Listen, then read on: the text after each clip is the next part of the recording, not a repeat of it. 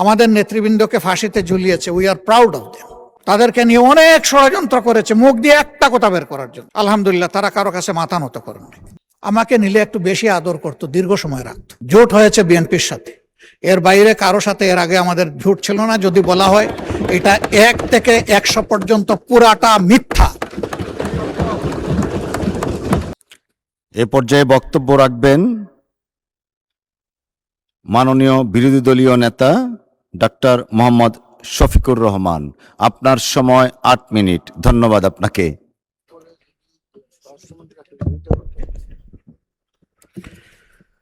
মাননীয় স্পিকার, আপনাকে ধন্যবাদ।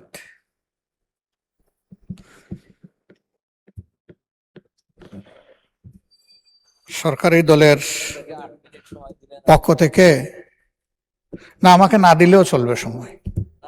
উনি বলতেছেন যে ওইদিকে 10 মিনিট 12 মিনিট দিয়ে আমাকে 8 মিনিট দিয়েছেন, আমাকে না দিলেও হবে।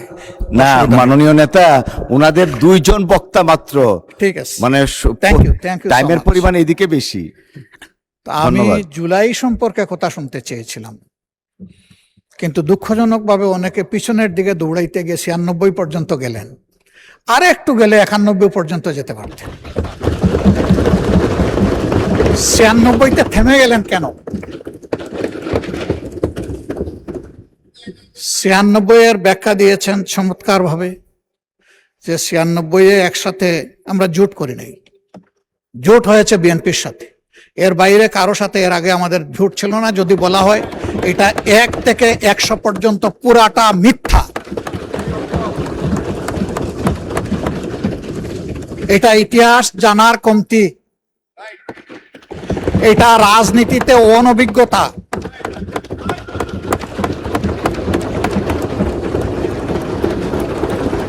মন্ত্রিপরিষদের সম্মানিত সদস্যবৃন্দ যখন কথা বলবেন, সঙ্গত কারণেই আমরা অথেন্টিক বক্তব্য শুনতে চাই। 96 কেন হয়েছিল সেই কথা আজকে আমি যাব না, তাহলে আমিও 96 দিকে দৌড়াবো। সে কথা সুযোগ পেলে এই হাউসে আরেকদিন বলবো ইনশাআল্লাহ।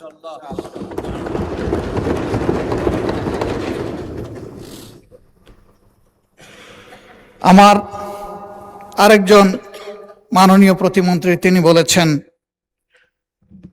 আমি বুঝেছি এটা এনসিপির দিকে ইঙ্গিত করে বলেছেন, যে তারা তো তখন ছিলেন, তখন কি করেছেন তারা, বা আরো কিছু করতে পারতেন কিনা। আমি ওই দোষাদোষিতে যেতে চাই না। এই ব্যাপারে এনসিপির আহ্বায়ক বক্তব্য রেখেছেন এবং চমৎকার করে বলেছেন যে আমরা এটা করেছি ওইটা করেছি, আরো করা দরকার ছিল, আমরা পারি নাই, এখন আপনারা করেন। এটাই হওয়া উচিত। আমি গিয়েছিলাম ব্যাংককের হাসপাতালে পঙ্গু জুলাই যোদ্ধাদেরকে দেখতে। আমি সবার সাথে কথা না বলতে পারলেও অনেকের সাথে কথা বলেছি। আমি জানতে পেরেছি তাদের যাদেরকেই পাঠানো হয়েছে চিকিৎসার জন্য, এইটা সদ্য সাবেক সরকারের সময়ই পাঠানো হয়েছে। কিন্তু এখনো আমাদের কাছেও আসে, আমার বিশ্বাস সরকারি দলের নেতৃবৃন্দের কাছেও যায়। বহু আহত পঙ্গু যোদ্ধা চিকিৎসার জন্য এখন দাঁড়ে দাঁড়ে ঘোরায়।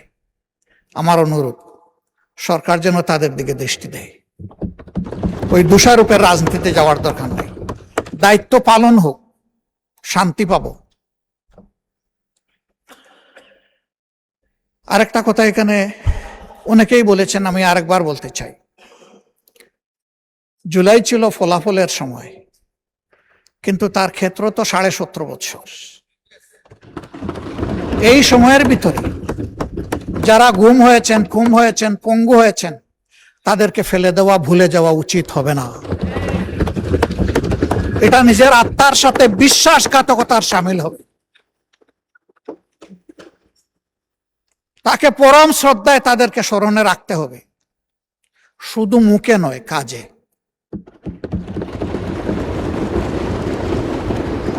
অন্তর্বর্তীকালীন সরকার জুলাইকে বিবেচনায় নিয়ে কিছু লোককে, কিছু পরিবারকে পাশে দাঁড়ানোর সিদ্ধান্ত নিয়েছে। আমি আগেও বলেছি, এখনো অনুরোধ করব, যাদের তিলে তিলে স্যাক্রিফাইসের কারণে এই জুলাই সফল হয়েছিল, তাদের জন্য অনুরূপ সমান ব্যবস্থা করা হোক। এতে যদি এখানকার সংসদ সদস্যদের তাদের কোনো ফ্যাসিলিটি কার্টেল করে ওইটা করতে হয়, আমি প্রথমে আমারটা অফার করছি। যাদের কারণে আজকের এই সংসদ, তাদের প্রতি আমাদের অবশ্যই দায়বদ্ধতা রয়েছে।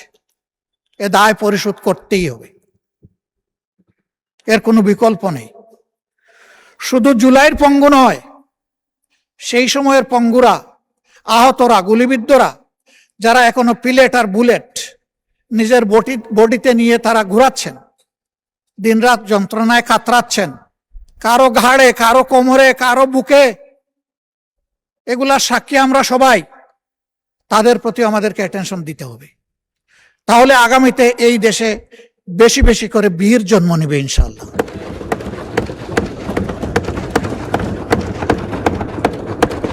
এখানেও আছেন একজন, তার সন্তানকে যখন আদালতে তোলা হচ্ছে, মা তখন পিঠ চাপড়িয়ে বলেছিল, ভয় পেও না। সেই মারা এগিয়ে আসবে।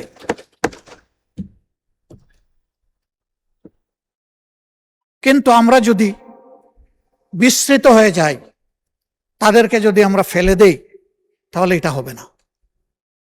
আমি দুইটা প্রতিষ্ঠানের প্রতি মাননীয় প্রধানমন্ত্রীর একান্ত উদ্যোগ কামনা করছি। একটা হলো, মেহেরবানি করে এই জুলাই জাদুঘরটা খুলে দেন। যদি কিছু কাজ বাকিও থাকে তাও খুলে দেন। এই রিনোভেশন, এডিশন, ডিডাকশন, এটা কন্টিনিউয়াস প্রসেস, এটা চলতে থাকুক, কিন্তু জুলাই জাদুঘরটা খুলে দেন। আপনি উদ্বোধন করবেন, আমাদেরকে দাওয়াত দিলে আমরাও আপনার পাশে থাকবো।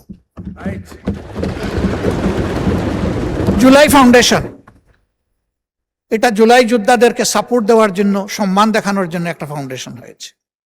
আমি ব্যতীত শুনে, যদি এটা সঠিক হয়ে থাকে, এই ফাউন্ডেশনের কর্মচারী কর্মকর্তারা গত 5 মাস ধরে তারা কোনো বেতন পান না। আমি এটা জানি না ভাই, আমি যেটা জানি না সেটা আমি বলবো কিভাবে? আমার একান্ত অনুরোধ, সরকার এই প্রতিষ্ঠানটাকে যেন আরো প্রাণবন্ত করে তোলে। ওই একই, এখানেও বীর জন্ম নিবে বেশি করে ইনশাআল্লাহ। এরপরে আমার অনুরোধ, যাদের বিচারের কথা বলা হয়েছে, তাদের বিচারে কেউ যদি গড়িমসি করে, হাসরের দিন আমি তাদের বিরুদ্ধে বাদী হব। এখানে আমি যে মুখগুলা দেখতে পাচ্ছি, অনেকে একসাথে আমরা জেলে ছিলাম, আমাকে নিলে একটু বেশি আদর করত, দীর্ঘ সময় রাখত, সহজে ছাড়তো না আমাকে। আমার বন্ধুরা অনেকে আমার পরে যেত, আগে চলে আসতো। তা আমাকে বেশি সময় কেন রাখতো, এটা তারা ভালো জানে। তবে আমরা যারা জেলে বন্দী ছিলাম, শরীরটা জেলের ভিতরে ছিল, মনটা আমাদের বাইরে ছিল।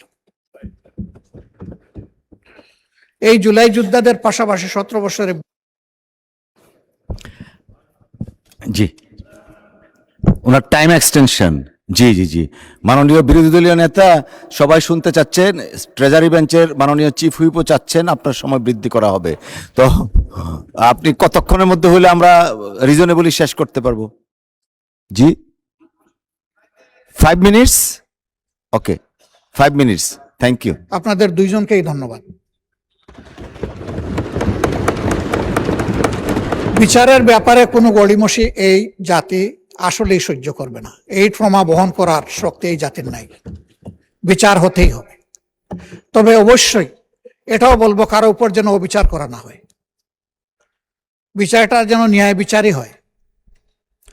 আমাদের নেতৃবৃন্দকে ফাঁসিতে ঝুলিয়েছে, we are proud of them. তাদেরকে নিয়ে অনেক ষড়যন্ত্র করেছে মুখ দিয়ে একটা কথা বের করার জন্য। আলহামদুলিল্লাহ, তারা কারো কাছে মাথা নত করেননি।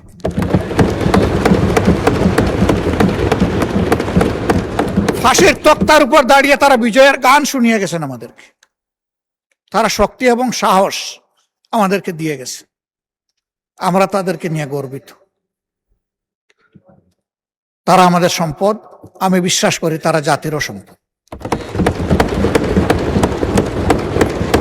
কিছু মিডিয়া, সবাই নয় তবে বেশিরভাগ, সেই সময় স্বৈরাচারকে ভয়ঙ্কর স্বৈরাচার হইতে সাহায্য করেছিল। তাদের ব্যাপারে কি পদক্ষেপ আগেই বা নেওয়া হলো, এখনো বা নেওয়া হচ্ছে, আমরা কিছুই বুঝতে পারছি না। বরঞ্চ তারা এখন আবার পানি গুলা করার জন্য ময়দানে নেমে পড়েছে। তারা রাষ্ট্রদ্রোহী কথাবার্তা বলছে, কিন্তু এই সমস্ত বিষয়ে অ্যাটেনশন দেওয়া হচ্ছে না। কোন শক্তির বলে তারা এটা করে আমরা জানতে চাই সরকারের কাছে। তার ব্যাপারে দুর্বলতাটা কোথায়, এটা জাতির সামনে খুলাসা করতে হবে। বর্ডারে সুড়সুড়ি দেওয়া হচ্ছে, সরকার এখন পর্যন্ত এই ব্যাপারে কিছুই বলেননি। আমরা আমাদের অবস্থান থেকে যতটুকু সম্ভব আমরা বলেছি। আমরা পরিষ্কার বলতে চাই, এটি একটি স্বাধীন দেশ। এই দেশের প্রত্যেকটি বালুকণার আমরা পাহারাদারি করব ইনশাআল্লাহ।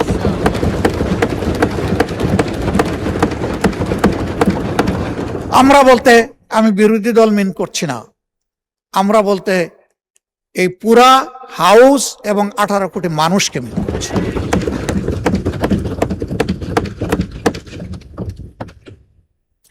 মাননীয় স্পিকারকে ধন্যবাদ জানাই।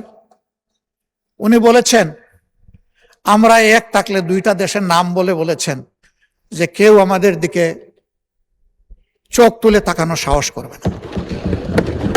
আমরা সেই দেশ, সেই সরকারটা দেখতে চাই। এদেশের অনেক সর্বনাশ করা হয়েছে। যারা বন্ধুত্বের দাবি করে তারা কতটুকু বন্ধুত্বের পরিচয় কার্যকলাপে দিতে পারছে এটা পরিষ্কার। আমি এই ব্যাপারে সম্পূর্ণ একমত। আইনমন্ত্রী বলেছেন যে এই জায়গায় আমাদের একটা কমন পলিসি, এবং সম্ভবত প্রতিমন্ত্রী জনাব নুরুল হক নূর বলেছেন যে আমাদের একটা ঐক্যমত হতে হবে, তাদের ব্যাপারে আমাদের দৃষ্টিভঙ্গিটা কি হবে। আমরা একমত। জুলাইয়ের এই 14 তারিখটা বড় সেন্সিটিভ তারিখ। এই তারিখেই আগুন লেগেছিল। ওরা দুটা স্লোগান দিয়েছিল, একটা ছিল তুমি কে আমি কে রাজাকার রাজাকার, আর একটা বলেছিল লেগেছে রে লেগেছে, রক্তে আগুন লেগেছে। এই সময়টা আমি দায়িত্বশীল সমস্ত নেতৃবৃন্দ, বিরোধী দল সহ সরকারি দল সহ আমি অনুরোধ করব, ভেরি ভেরি কেয়ারফুল। আমি ধন্যবাদ জানাই মাননীয় শিক্ষামন্ত্রীকে, তিনি একটা দুঃখ প্রকাশ করেছেন তার একটা মন্তব্যের জন্য। আসলে তিনি দুঃখ প্রকাশ করেছেন, এই জন্য এখানে আর বলার কিছু নেই। কিন্তু এটা শুনে আমার মোটেই ভালো লাগেনি। এটা যে সেন্সেই তিনি বলে থাকেন না কেন, আমাদের পর্যায় থেকে এইরকম কোনো মন্তব্য হওয়া উচিত নয়। এটা আমাদের অনেক কেয়ারফুল হওয়া উচিত দায়িত্বশীলতার জায়গা থেকে। মাননীয় স্পিকার, শেষমেশ আমি অনুরোধ করব, জুলাই এসেছিল একটা পরিবর্তনের জন্য, একটা নিউ ডাইমেনশন নেশন বিল্ড আপের জন্য। এর জন্যই কনসেনসাস পরিষদে দীর্ঘ আলোচনা করে কিছু রিকমেন্ডেশন তৈরি করা হয়েছিল। এই জন্যই একটা গণভোট অনুষ্ঠিত হয়েছিল। সেই গণভোটে জনগণ হায়ের পক্ষে, সংস্কারের পক্ষে রায় দিয়েছিল। কি এখানে হয়ে গেল আমরা ঠিক বুঝতে পারি নাই। বারবার বলা হচ্ছে এখানে প্রতারণা করা হয়েছে। কে করলো? এই ডায়ালগে তো সবাই। যে একটু মাইকটা দেন, কন্টিনিউ করেন একটু প্লিজ। এই জন্য আমি অনুরোধ করব যে মেহরবানি করে এই বিষয়টাকে তারা অবশ্যই ইতিবাচক বিবেচনায় নেবেন। দেশ এবং জাতি সকলের জন্য ভালো হবে। মানুষ তাদের ভোটের মূল্যায়নটা দেখলে গণতন্ত্রের প্রতি তাদের শ্রদ্ধাবোধ এবং সমর্থন বৃদ্ধি পাবে। অন্যথায় গণতান্ত্রিক প্রতিষ্ঠান মারাত্মক হুমকি এবং ঝুঁকির মুখে পড়বে। মাননীয় স্পিকার, আপনাকে ধন্যবাদ আমাকে দুইবার সময় বাড়িয়ে কথা বলার সুযোগ দেওয়ার জন্য। আসসালামু আলাইকুম ওয়া রাহমাতুল্লাহ। ধন্যবাদ মাননীয় বিরোধী দলীয় নেতা